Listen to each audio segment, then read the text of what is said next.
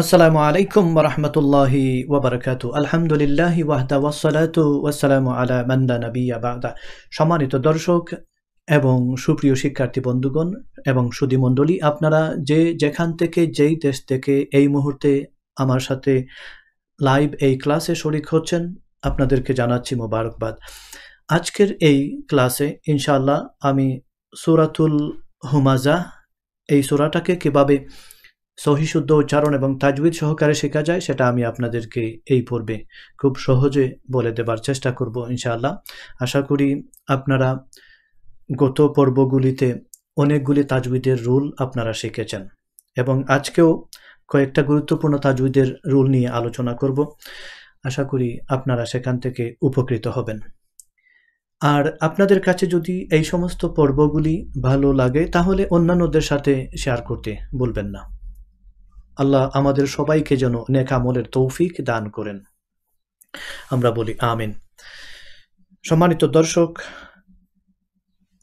আমি প্রথমে তেলাওয়াত করব, তারপরে ইনশাআল্লাহ আপনাদের যদি কোনো প্রশ্ন থাকে, তাজউইদ সংক্রান্ত প্রশ্ন থাকলে ভালো হয়, যেহেতু এটা লার্নিং কোরআন উইথ তাজউইদ ক্লাস, বা অন্যান্য প্রশ্নও আপনারা করতে পারেন ইনশাআল্লাহ। আসুন আমরা শুরু করে নেই, আমরা স্ক্রিনে চলে যাই।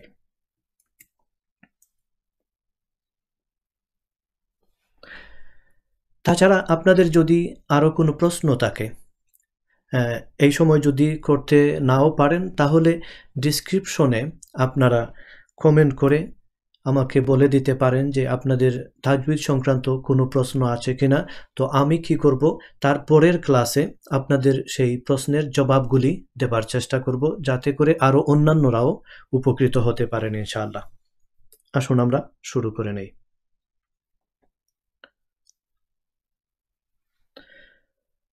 أعوذ بالله من الشيطان الرجيم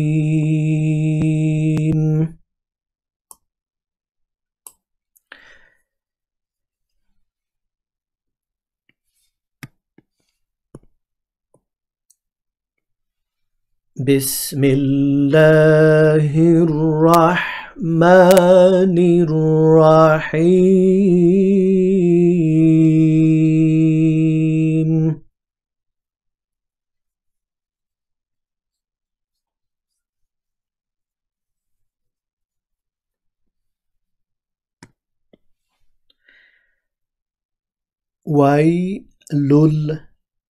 ويل لكل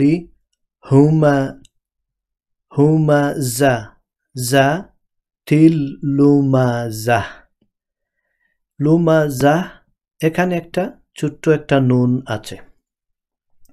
এই নুনটা এখানে আপনাদের হয়তো মনে আছে যে আমরা যখন লাম আলিফ আয়াত পাব, তখন আমরা এই যে লাম আলিফ আয়াত, এগুলাতে আমরা না থেমে যদি ক্যারি অন করে যাই, তাহলে এটা হয় আমাদের জন্য ভালো। তবে থামতেও পারি, থামাটা কিন্তু অ্যালাউড আছে, জায়েজ আছে, আপনারা থামতে পারেন, তবে থামার চেয়ে না থামাটাই ভালো। তো এখানে যে বিষয়টা অনেকেই হয়তো জানতে বেশ আগ্রহী, যে এখানে ছোট্ট নুনটা এটা কিসের জন্য এবং এটা কিভাবে পড়তে হবে। দেখুন, এখানে আমরা যদি এই জায়গায় থামি, তাহলে এই নুনটা পড়া যাবে না, এই নুনটা এমনিতেই থেকে যাবে। আর যদি আমরা লুমাজাতি নিল্লাদি আমরা যদি মিলিয়ে যেতে চাই, কারিয়ন করে যেতে চাই, তাহলে লুমাজাতি নিল্লাদি এভাবে পড়ব। আর যদি আমরা এখানে থামি, তাহলে এই নুনটা মানে পড়া হবে না, এমনিতেই থেকে যাবে। সুতরাং আমরা এখন এখানে প্রথমে থামবো, তারপরে আবার মিলিয়ে যাব। তো আমি পুরোটা লাইন আপনাদেরকে বলে দিচ্ছি। ওয়াইলুল লিকুল্লি হুমাযাতিল লুমাযাহ।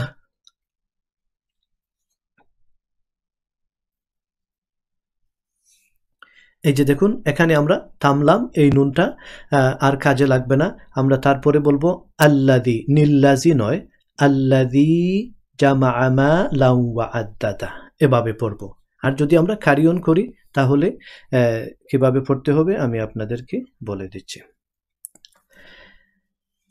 ওয়াইলুল লিকুল্লি হুমাযাতিল লুমাযাতিনিল্লাযী জামা'a মালান ওয়া আদ্দাদাহ।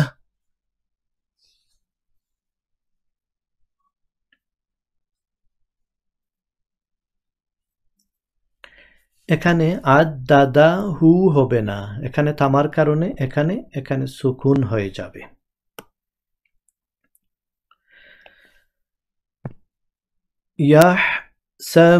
ইয়াহসাবু আন্না মালাহু, এখানে লাহু বলে এক্সট্রা লম্বা হবে। মালাহু আখলাদা। يحسب أن ماله أخلده।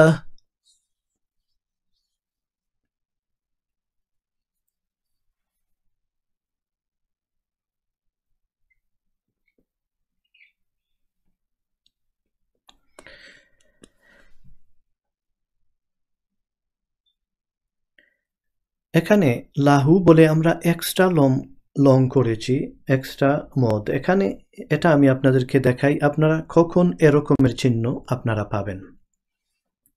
আশা করি মদের হরফ 3টা, এই কথাটা আপনাদের জানা আছে।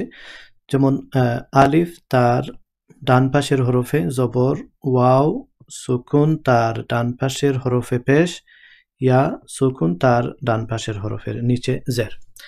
আমরা এই মদের 3টা হরফ মনে রাখবেন, এই মদের 3টা হরফের পরে যদি আমরা হামজা পাই, হামজা বলতে আমরা এটাকে আমরা সবাই হামজা বলে জানি, এখানে কোনো সন্দেহ নেই, কিন্তু এটাও হামজা হবে। কিভাবে হবে এটা নিয়ে অনেকের কাছে কনফিউশন আছে। এটা আমরা কখন আলিফ কখন হামজা বলি, এ ব্যাপারে অনেকের প্রশ্ন আছে। আমি এই বিষয়টা আপনাদেরকে আরো একটু ক্লিয়ার করে বোঝাবার চেষ্টা করি। এই যে এখন এটা খালি, এটা হচ্ছে আলিফ, এটার সাথে যদি কোনো কিছু না থাকে, কোনো কিছু বলতে জবর জের, 2 জবর 2 জের 2 পেশ ইত্যাদি থেকে কোনো কিছুই যদি না থাকে তাহলে এটাকে আমরা আলিফ বলবো। আর যদি এইটার সাথে, এই আলিফের সাথে 1 জবর 2 জবর 1 জের 2 জের 1 পেশ 2 পেশ ইত্যাদি থেকে কোনো একটা যদি এই আলিফের সাথে চলে আসে তখন এটাকে আমরা আলিফ বলবো না, এটাকে বলবো হামজা। আর যখন এটা এরকমের একবারে খালি থাকবে তখন আমরা এটাকে বলবো আলিফ। আশা করি আপনারা বুঝতে পেরেছেন।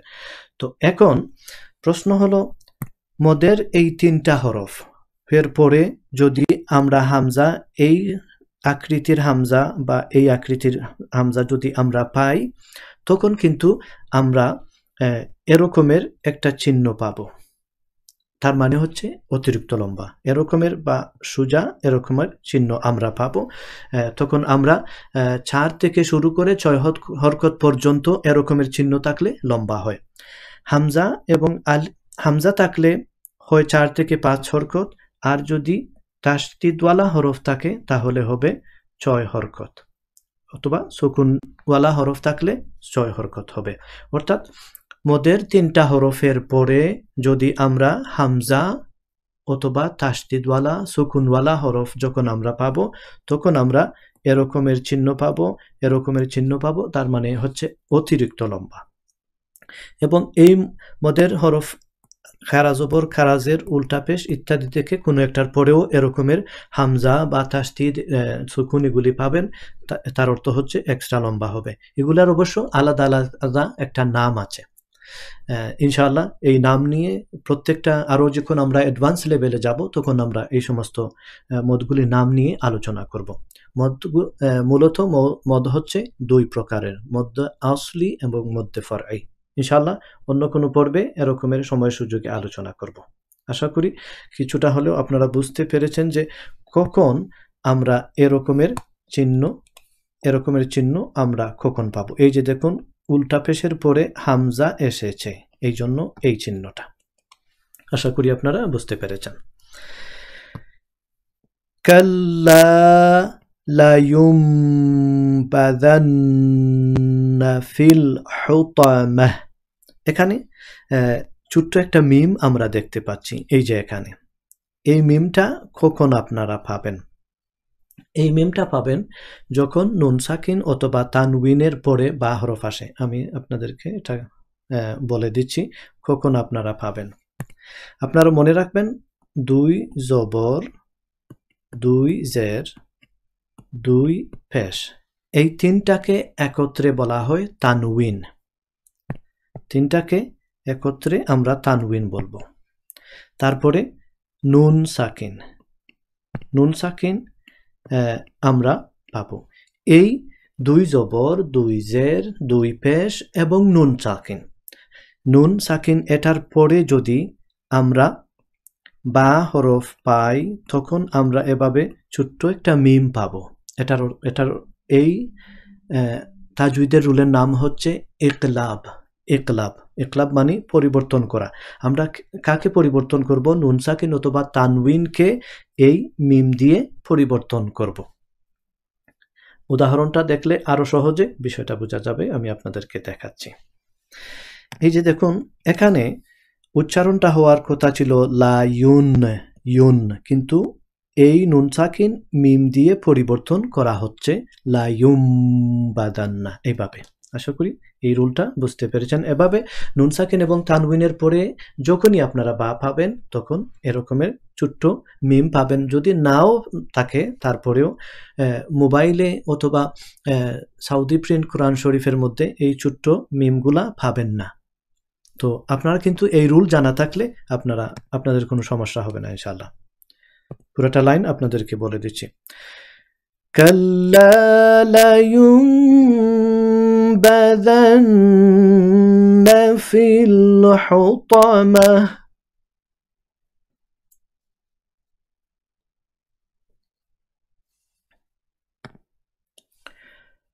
ওয়ামা এখানে এক্সট্রা লম্বা হবে। এই দেখুন মদের হরফ আলিফ তারপরে হামজা এসেছে, এই জন্য এটা এক্সট্রা লং। ওয়ামা আদরাকা মাল হুতামাহ, কামাল হা হুতামাহ, এই তাটা থামার কারণে হা হয়, আমি আগে বলেছি। লাইনটা বলে দিচ্ছি। ওয়ামা আদরাকা মাল হুতামাহ,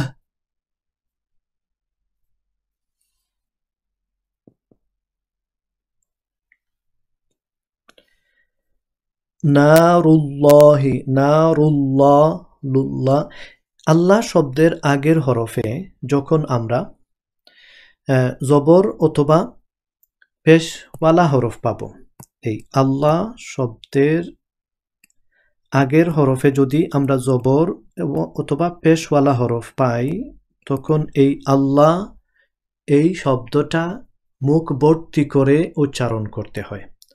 কিন্তু যদি জের থাকে তখন কিন্তু মুখ ভর্তি করে উচ্চারণ করা যায় না। যেমন বিসমিল্লাহ, মিম লামজের মিল, জের দিয়ে শুরু হচ্ছে এই আল্লাহ শব্দটা বিসমিল্লাতে। সুতরাং এই বিসমিল্লাহ বলতে এই আল্লাহটাকে আমরা মুখ ভর্তি করব না, যেহেতু জের।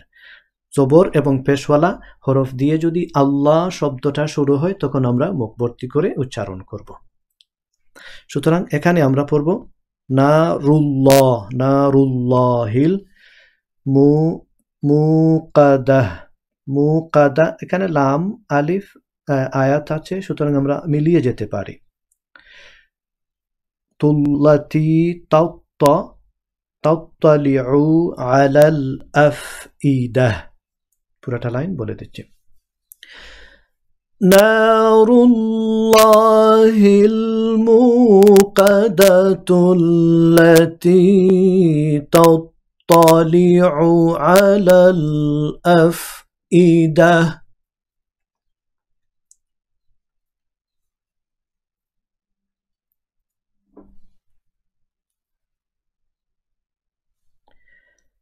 ইন্নাহা আলাইহিম আলাইহিম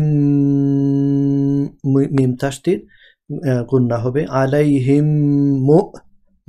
মুহনায় এখানে হামজা মিম পেশ মুহ এরকমের অনেকের বলেন না এটা মু সাদা ফি সাদা তুন এখানে যদি আমরা মিলিয়ে যাই তাহলে এখানে ইখফা হবে মুসাদাতুন ফি আমাদিম মুমাদ্দাদাহ পুরোটা লাইন বলে দিচ্ছি ইন্নাহা আলাইহিম মুসাদাহ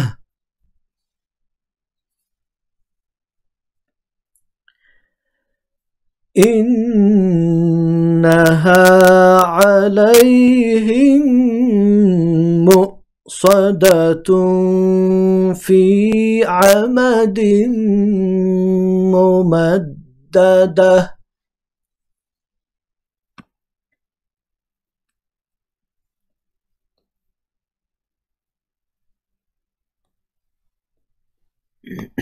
আমি এখন পুরোটা সূরা আপনাদেরকে আবারও বলে দিচ্ছি بسم الله الرحمن الرحيم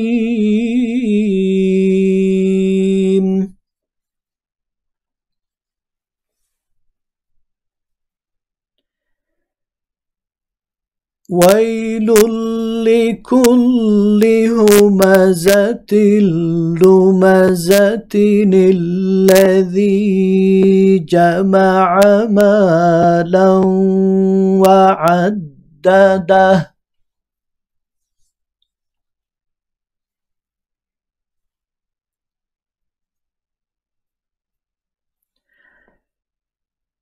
يحسب أن ماله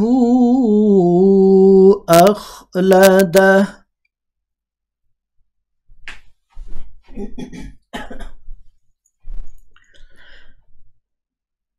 كلا لينبذن في الحطمة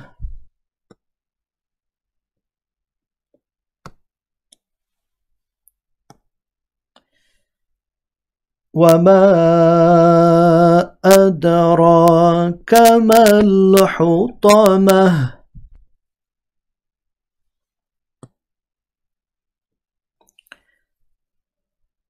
نار الله الموقدة التي تطلع على الأفئدة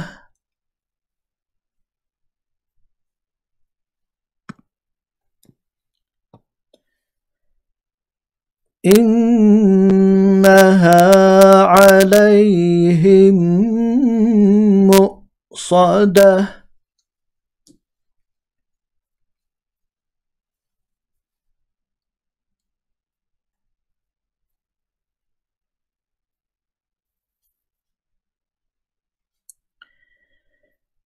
إنها عليهم مؤصدة في عمد ممددة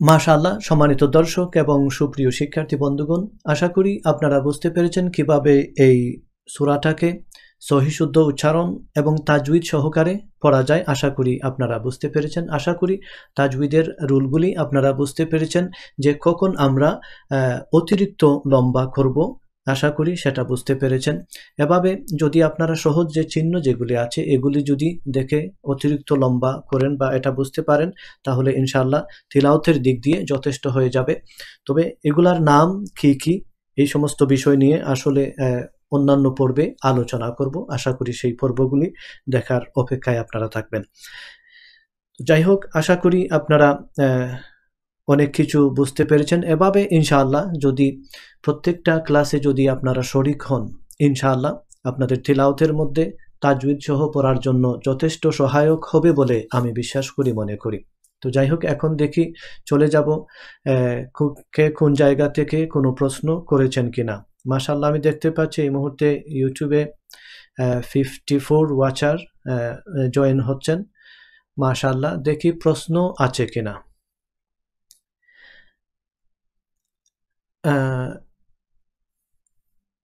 শামীম, আপনি বলেছেন মানুষ মৃত্যুকে কত ভয় পায়, অথচ মৃত্যু অনিবার্য। আমরা যতই যা করি না কেন মারা আমাদের যেতে হবে। এটা তো ধ্রুব একটা সত্য বিষয়। আমরা মৃত্যুর থেকে কখনো পালানো সম্ভব হবে না। কুল্লু নাফসিন যায়িকাতুল মাউত, প্রত্যেকটা প্রাণী বলতেই মৃত্যু আছে, মৃত্যু থেকে পালানো যাবে না। তারপরে বাজারে কিছু কোরআন শরীফ পাওয়া যায় যেখানে গুন্না, কলকলা হরফ সহ অনেক রুলগুলি ভিন্ন ভিন্ন কালার এর হরফে দেওয়া আছে। এখন আমরা কি এই কোরআন কিনা ঠিক হবে? মাশাআল্লাহ, অত্যন্ত সুন্দর প্রশ্ন করেছেন। এখানে বিশেষ করে ইন্ডিয়া, পাকিস্তান থেকে যেই সমস্ত কোরআন বা বাংলাদেশ থেকে সম্ভবত এগুলি এখন প্রিন্ট হচ্ছে, এগুলি আসলে আমাদের তাজউইদের রুলগুলি সহজে বোঝার জন্য এই সমস্ত কালার কোডেড কোরআন শরীফ বলা হয়। কালার কোডেড কোরআন শরীফগুলো বাজারে থাকে। তো এটা অনেকের জন্য সহায়ক। আবার যারা অ্যাডভান্স লেভেলে পড়েন তাদের এগুলির দরকার নেই, যারা তাজউইদের রুলগুলি জানেন। তো এগুলো আপনি কিনতে পারেন, পড়তে পারেন, তাতে কোনো অসুবিধা নেই। এখানে শুধু কালার কোডের তাজউইদের রুলগুলাকে করা হয়েছে, তাতে এখানে অসুবিধার কিছু নেই, পড়তে পারেন ইনশাআল্লাহ। তারপরে আপনারা যদি নাম বলেন তাহলে হয়তো আপনাদের ইউটিউব ইউজার নেম ডিফারেন্ট থাকতে পারে, কিন্তু নামও বলতে পারেন চাইলে। মাসুম বলেছেন, আসসালামু আলাইকুম, আমার জানার ইচ্ছা তাহাজ্জুদ নামাজ পড়ার সময় কোরআন পড়া কি উত্তম নাকি নামাজ পড়া উত্তম? আমাকে একটু বিস্তারিত বলবেন। মাশাআল্লাহ, সুন্দর প্রশ্ন আপনি করেছেন। তাহাজ্জুদের নামাজ উত্তম নাকি কোরআন শরীফ পড়া উত্তম? আসলে দুটোটাই একটা উত্তম ইবাদত। আল্লাহ রাসূল সবগুলি করেছেন, বা সুন্নত হচ্ছে সবগুলি করা। তো হয়তো আপনি তাহাজ্জুদের নামাজ 8 রাকাত, 20 রাকাত এরকমের বেশি পড়তে পারতেন, সেগুলিকে কাট ডাউন করে আপনি হয়তো 4 রাকাত, 6 রাকাত তাহাজ্জুদের নামাজ পড়লেন, বাকি কোরআন তিলাওয়াতের মধ্যে কাটিয়ে দিলেন। তো এখানে কোনটার চাইতে কোনটা উত্তম, এটা এমনিতে আলাদা করা আসলে আমার মনে হয় সঠিক হবে না, কিন্তু উভয় আমলটাই হচ্ছে উত্তম। আমরা যদি শুধুমাত্র কোরআন তিলাওয়াতের ফজিলত দেখি, শুধুমাত্র একদিক দিয়ে দেখি, তখন দেখব কোরআন শরীফ তিলাওয়াতের মর্যাদা সবচাইতে বেশি, এরকমের হাদিস শরীফ আছে। তো আমরা যখন তাহাজ্জুদের ফজিলতের কথা দেখি, তখন দেখি তাহাজ্জুদেরও ফজিলত অনেক বেশি। সুতরাং সবগুলি আমরা করে নিতে পারি। আল্লাহ হয়তো যে কোনো একটাকে বেশি পছন্দ করে এরই মাধ্যমে কাল কিয়ামতের ময়দানে নাজাতের উসিলা করে দিতে পারেন। সুতরাং সবগুলি করা দরকার। তবে কোরআন নজুলের মাসে, রমজানুল মুবারকের মাসে কোরআন তিলাওয়াত বেশি করলে ভালো হয়। তারপরে আমি সিঙ্গাপুর থেকে দেখছি, আপনার লাইভটা দেখছি। জাযাকাল্লাহু খাইরান। আপনারা যে যেখান থেকে দেখছেন, আপনারা সবাই ভালো থাকবেন, সুস্থ থাকবেন, সেই দোয়া করি ইনশাআল্লাহ আল্লাহ যেন আমাদের সবাইকে ভালো রাখেন। ফারুক হুসাইন, আসসালামু আলাইকুম হুজুর, আমি জানতে চাই যখন কোনো সূরা শিখি আমরা সেটা নামাজে পড়তে গেলে কিছু আয়াত পড়ার পর আর বাকি আয়াত পড়ে না, তখন কি করব? পড়ে না বলতে আমার মনে হয় আপনার ভুলে যাচ্ছেন, বা এরকমের যদি হয়ে থাকে তাহলে আপনাদের উত্তর হবে, যদি আপনি মনে করুন সূরাতুল ওয়াইলুল্লি শুরু করলেন, ওয়াইলুল্লি শুরু করার পরে মনে করুন 3-4টা আয়াত শেষ করার পরে এখন আপনি ভুলে গেলেন, বা এখন আপনার মনেই পড়ছে না, আপনি রুকুতে চলে যাবেন। নামাজের মধ্যে যদি কমপক্ষে ছোট্ট আয়াত হলে কমপক্ষে 3 আয়াত যদি পড়া হয়ে যায় তাহলে কেরাতের ফরদ আদায় হয়ে যায়। আর যদি বড় এক আয়াত হয় তাহলে এক আয়াত পড়ার পরে যদি কোনো ধরনের মিক্সড আপ বা কোনো ধরনের ভুল হয়, মনে পড়ে না, এতে নামাজের নামাজ আদায় হবে না এরকমের বলা যাবে না। তবে নামাজের মুস্তাহাব সুন্নত তরিকাটার মধ্যে একটু সমস্যা হলো, কিন্তু নামাজ আদায় হয়ে যাবে।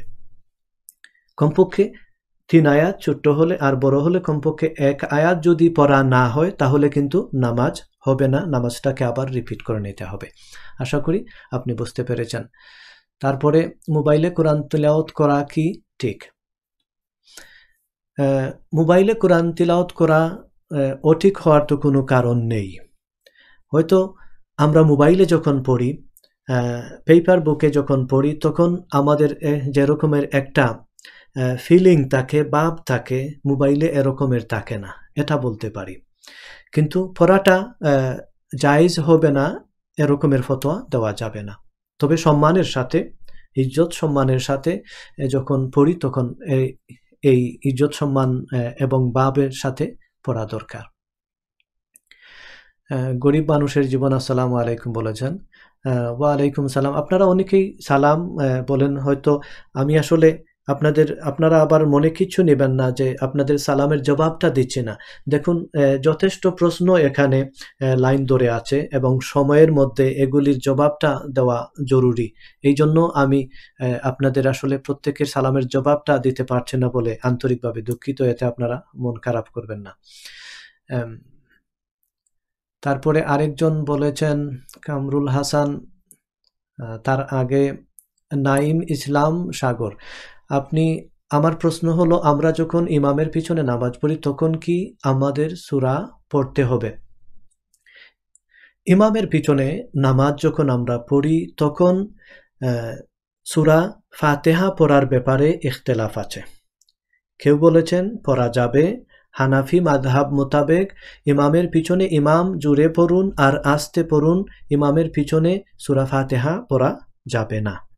তবে শাফিঈ, হাম্বলি, অন্যান্য মাযহাবের মধ্যে আস্তে নামাজ পড়লে পড়া যাবে, এই মর্মে তাদের ফতোয়া আছে। হানাফি মাযহাব মোতাবেক পড়া যাবে না। তারপরের কথা হলো, সূরা ফাতিহার পরের যে সূরা, এই সূরাগুলি সবার ঐকমত্য, সব মাযহাবের একমত যে আপনি পড়বেন না। কেরাত সূরা ফাতিহার পরে যে আমরা অন্যান্য সূরা পড়ি, এগুলি পড়া যাবে না। কিন্তু সূরা ফাতিহা পড়ার ব্যাপারে ইখতিলাফ আছে। হানাফি মাযহাব মোতাবেক পড়া যাবে না এবং তাদের যথেষ্ট কোরআন এবং হাদিস শরীফ থেকে দলিল আছে, এবং কোরআন হাদিসের দলিল ভিত্তিক আলোচনা আমি আলাদা আরেকটা পর্বে করেছি। সেই পর্বগুলি আপনারা দেখে নিলে ইনশাআল্লাহ যথেষ্ট আইডিয়া হয়ে যাবে। আপনার প্রশ্নের জন্য অনেক ধন্যবাদ। কামরুল হাসান বলেছেন, ওয়ালাইকুম সালাম ওয়া রাহমাতুল্লাহি ওয়া বারাকাতুহু। হুজুর, ফরজ নামাজের পর সম্মিলিত মুনাজাত জায়েজ কিনা জানাবেন। ফরজ নামাজের পরে সম্মিলিত মোনাজাত ইন জেনারেল, আমভাবে এটা জায়েজ আছে, যেহেতু আল্লাহর রাসূল এবং সাহাবায়ে কেরামরা বিভিন্ন অকেশনে করেছেন। এবং সম্মিলিত মোনাজাত করা যাবে না এই মর্মে কোনো হাদিস শরীফের মধ্যে পাওয়া যায় না যে আল্লাহর রাসূল বা সাহাবায়ে কেরামরা নিষেধ করেছেন যে সম্মিলিতভাবে মোনাজাত করতে পারবেন না। এই মর্মে কোনো হাদিস শরীফ আমার জানা নেই। তবে সবসময় আল্লাহর রাসূল নামাজের পরে যে সম্মিলিতভাবে মোনাজাত করেছেন এরকমের পাওয়া যায় না, মাঝে মধ্যে আল্লাহর রাসূল করেছেন। সুতরাং কেউ যদি করতে চান সম্মিলিত মোনাজাত, তাতে আমি এখানে যে আইব হয়ে যাবে, বিদআত হয়ে যাবে, এরকমের আমার কাছে মনে হয় না। আশা করি আপনি বুঝতে পেরেছেন। তবে এখানে আরেকটা বিষয় আমি বলে রাখি, অনেক জায়গায় সম্মিলিত মোনাজাত না করলেই নামাজ আদায় হবে না, এরকমের মনে করাটা কিন্তু মোটেই সঠিক নয়। এরকমের মনে করাটা বিদআত হবে। কিন্তু করেন যদি করে থাকেন তাহলে এটা নাজাইজের কিছু হবে না, বাট বাধ্যতামূলক নয়। আশা করি বুঝতে পেরেছেন। আরেকজন প্রশ্ন করেছেন, আমরা অনেক সময় মোবাইলে কোরআন তিলাওয়াত করার পর মোবাইলটা জায়নামাজে রাখি, এরকম কি করা যাবে? বিস্তারিত বলবেন। মোবাইলে কোরআন শরীফ পড়ার পরে জায়নামাজে রাখলে এখানে কোনো অসুবিধার কিছু দেখছি না। আমার মনে হয় আপনি বলতে চাচ্ছেন যে আমরা নিচে রেখে দিলাম, এটা তো কোরআন শরীফ খুলে আমরা, এই জন্য যদি পেপার কোরআন শরীফ হয়, ফিজিক্যালি তখন আমরা এটাকে যেভাবে ইজ্জত সম্মান করি, স্বাভাবিকভাবে এই ইজ্জত সম্মানটা শ্রদ্ধাটা চলে আসে। কিন্তু মোবাইলে এই ডিভাইসটা আমরা সর্বক্ষেত্রে ব্যবহার করি, যাচ্ছে তাই যেখানে সেখানে ফেলে রাখি। তো এটা অভ্যাসে পরিণত হয়ে গিয়েছে। তবে খোলা এই অ্যাপটা খোলা অবস্থায় সম্মানের সাথে মোবাইলটা ব্যবহার করা দরকার। তারপরে আরেকজন প্রশ্ন করেছেন, উস্তাদ ভালো আছেন? আলহামদুলিল্লাহ আমি ভালো আছি। এশার নামাজ কি ফজরের আজান পর্যন্ত পড়তে পারবো? এশার নামাজ ফজরের আজান অর্থাৎ সুবহে সাদিকের আগ পর্যন্ত এশার নামাজ পড়ার টাইম সময় থাকে। তবে এত দেরি করে, যদি বিনা কারণে এত দেরি করে পড়াটা সঠিক হবে না, কিন্তু জায়েজ হবে, যেহেতু মানে একেবারে লাস্ট মিনিটে আপনি পড়তে যাবেন। তো নামাজটা কিন্তু সময় মতো তাড়াহুড়া করে, মানে সময় শুরু হওয়ার পরে পড়াটা উত্তম, এ মর্মে হাদিস শরীফ আছে। বাট একটু দেরি করেও এশার নামাজ পড়া যেতে পারে, এই মর্মেও হাদিস শরীফ আছে। তবে এত দেরি না করাটা ভালো, কোনো কারণ ছাড়া। হুজুর, আজান শেখানো নিয়ে যদি একটু ভিডিও করতেন। সুন্দর অনুরোধ, ইনশাআল্লাহ। আজানের ব্যাপারে এভাবে অনেকে আজানের ব্যাপারে অনুরোধ করেছেন, ইনশাআল্লাহ আজান নিয়ে একটা ভিডিও করব। হুজুর, অজু ছাড়া মোবাইলে মুডে কোরআন দেখে পড়া যাবে কি? হ্যাঁ, অনেকে বলেছেন মোবাইলের মধ্যে যেহেতু আমরা একেবারে ফিজিক্যালি এখানে টাচ হরফগুলির উপর আমরা ছোঁয়া সম্ভব হচ্ছে না, যেহেতু স্ক্রিন লেয়ার আছে, সেই হিসাবে অনেকের মতে জায়েজ আছে। তবে অজু সহকারে হলে এটা উত্তম। আরেকজন বলেছেন, হুজুর নামাজের মধ্যে সূরা ফাতিহা পড়ার পর অন্য একটি সূরা 2 আয়াত পড়েছি, মাঝখানে এক আয়াত খেয়াল করতে পারলাম না, পরবর্তী আয়াতগুলো যথাযথভাবে পড়ে নিলাম, তাহলে কি আমার নামাজ হয়ে যাবে? অত্যন্ত সুন্দর প্রশ্ন। এরকমের হয়, সূরা ফাতিহার পরে কমপক্ষে 3 আয়াত হতে হবে, আর বড় আয়াত হলে 1 আয়াত হলেই নামাজ আদায়ের জন্য, নামাজের যে ফরজ সেই আদায়ের জন্য যথেষ্ট হয়ে যাবে। আপনি যদি প্রথমে 2 আয়াত পড়ার পরে তারপরে যদি মাঝখানে 1 আয়াত ছেড়ে দেওয়ার পরে আপনি বাকি যদি আপনার 3 আয়াত হয়ে যায় বা তার চাইতে বেশি হয়ে যায়, নামাজ আদায় হয়ে যাবে। তারপরে হুজুর, নামাজে সূরা কাউসার, সূরা ইখলাস পড়া যাবে কিনা? হ্যাঁ, অবশ্যই যাবে। নামাজে সূরাতুল ফাতিহার পরে যে কোনো সূরা আপনারা পড়তে পারেন, অথবা সূরার বড় সূরা হলে সূরার অর্ধেকটাও পড়ে নিতে পারেন।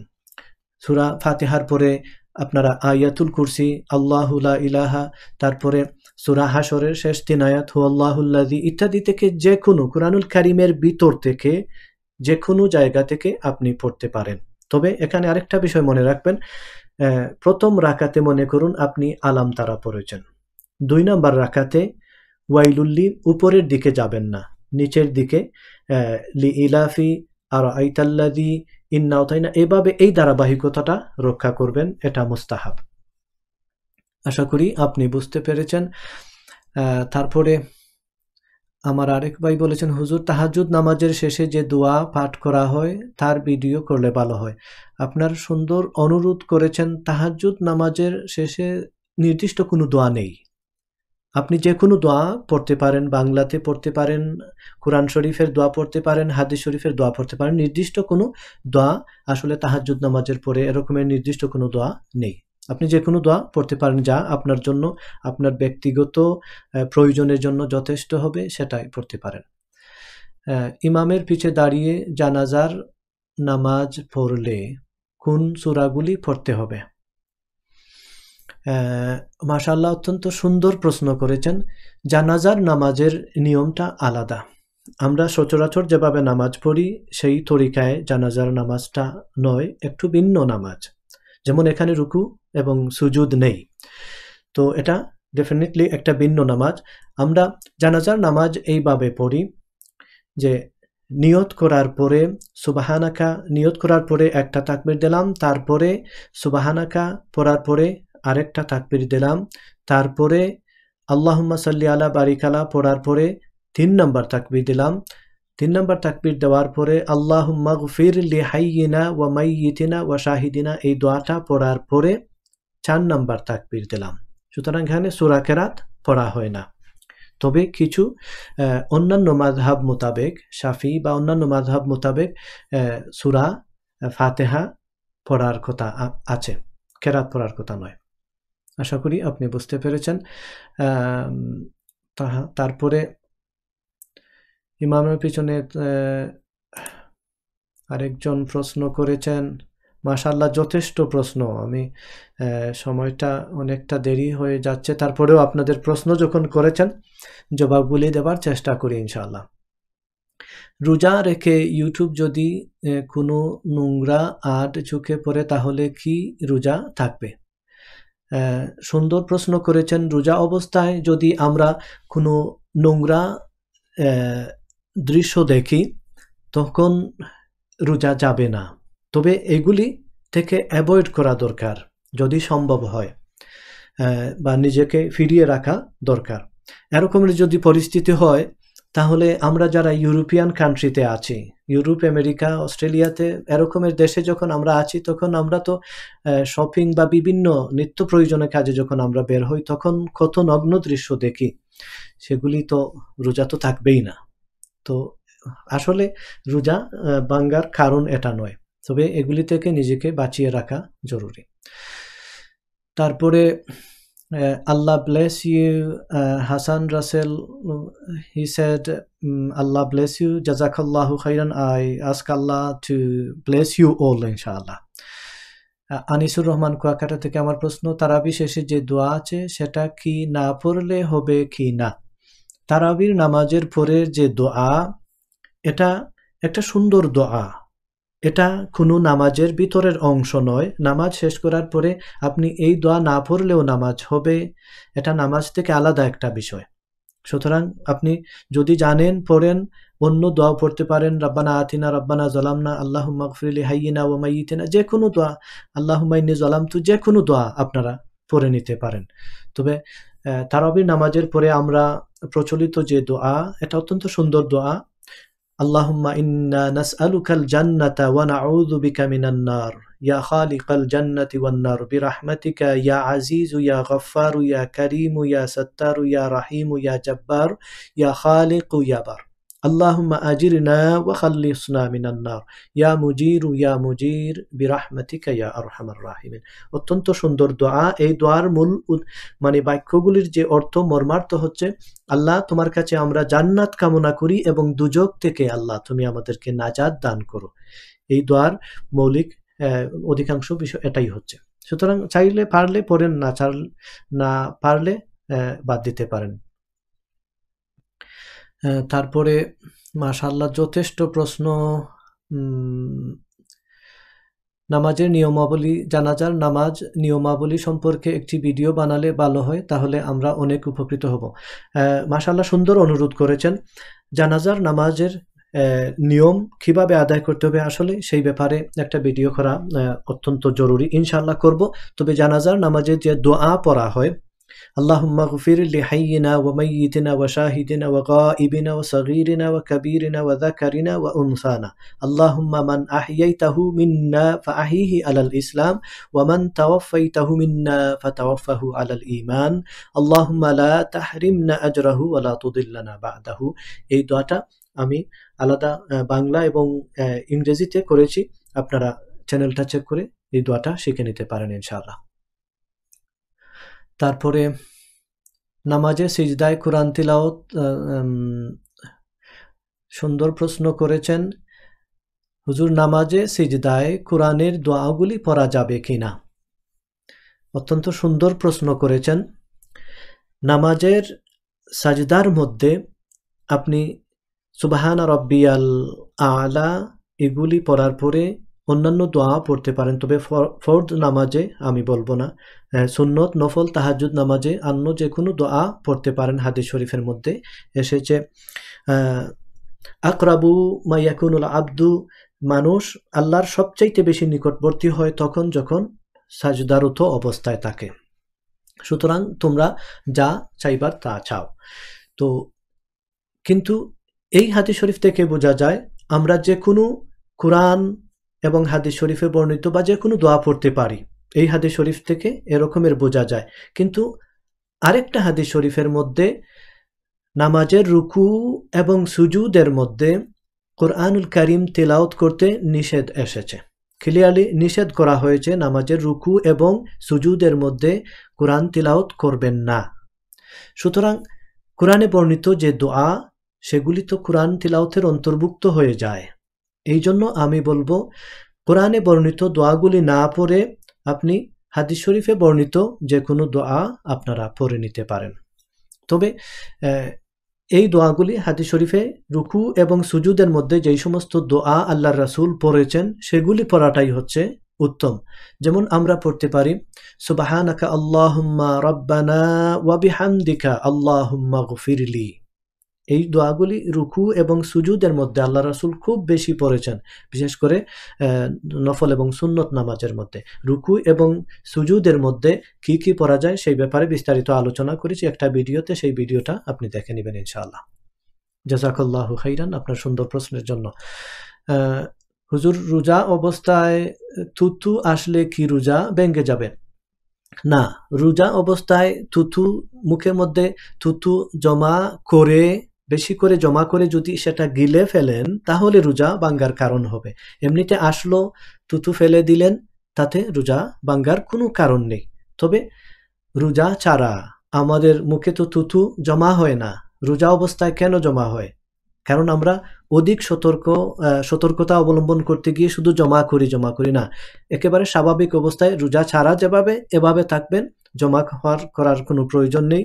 আর সামান্য যদি থাকে তাতে কোনো রোজার অসুবিধা হবে না ইনশাআল্লাহ। তারপরে তাহাজ্জুদ নামাজ পড়ার পর তাসবিহ বোধহয় তাসবিহ জিকির পড়া যাবে কি? তাসবিহ আপনি পড়তে পারেন, যেমন সুবহানাল্লাহ সুবহানাল্লাহ সুবহানাল্লাহ, এই সমস্ত তাসবির কথা হাদিস শরীফের মধ্যে এসেছে। যারা 100 বার সুবহানাল্লাহ সুবহানাল্লাহ সুবহানাল্লাহ তাসবিহ পড়বেন, আল্লাহ রাব্বুল আলামিন তাদেরকে 1000 সওয়াব তাদের আমলনামায় দান করবেন, অথবা 1000 গুনাহ তাদের আমলনামা থেকে আল্লাহ মিটাইয়া দিবেন। সুবহানাল্লাহ, এই সমস্ত তাসবিহ আপনি পড়তে পারেন। এটা কোনো নির্দিষ্ট নামাজের সাথে সময়ের সাথে সংশ্লিষ্ট নয়, যে কোনো সময় পড়া যেতে পারে। সুবহানাল্লাহি ওয়া বিহামদিহি সুবহানাল্লাহিল আযীম ইত্যাদি তাসবিহ পড়া যেতে পারে। তবে সুবহানাল্লাহ 33 বার, আলহামদুলিল্লাহ 33 বার, আল্লাহু আকবার 34 বার, এগুলি এসেছে প্রত্যেক ফরদ নামাজের পরে।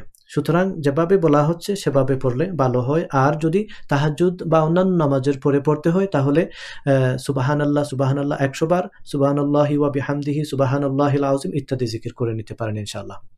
জাযাকাল্লাহু খাইরান।